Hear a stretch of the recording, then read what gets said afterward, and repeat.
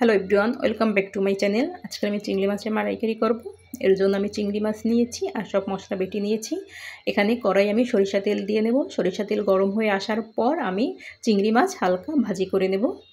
চিংড়ি মাছটা বেশি ভাজবো না, হালকাই ভাজতে হবে। এরপর সেই তেলে এক এক করে দারচিনি, এলাচ, লবঙ্গ, গোলমরিচ, তেজপাতা, পেঁয়াজ কুচি দিয়ে হালকা একটু ভেজে নেব। ভেজে নেওয়ার পর এখানে আমি বাটা মশলা ব্যবহার করব। বাটা মশলা দিয়েছি, আদা বাটা দিয়েছি, জিরা বাটা আর সরিষা বাটা দিয়েছি। তারপর নারকেল বাটা, রসুন বাটা, পেঁয়াজ বাটা।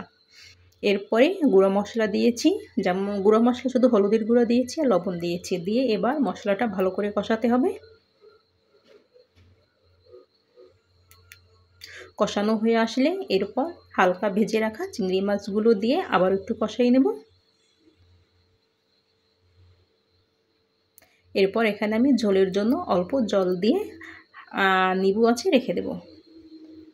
আর আমার চ্যানেলে ভিডিও যদি আপনাদের পছন্দ হয়ে থাকে অবশ্যই এটি সাবস্ক্রাইব করবেন, লাইক দিবেন, পাশের বেল বাটনটা প্রেস করে দেবেন আর কমেন্ট করে জানাবেন কেমন হয়েছে।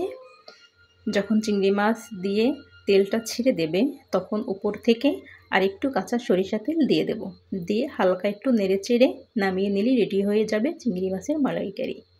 এই যে কত সুন্দর হয়েছে এবং খেতেও হবে অসাধারণ। আপনি ট্রাই করে দেখতে পারেন। ওকে, থ্যাংক ইউ।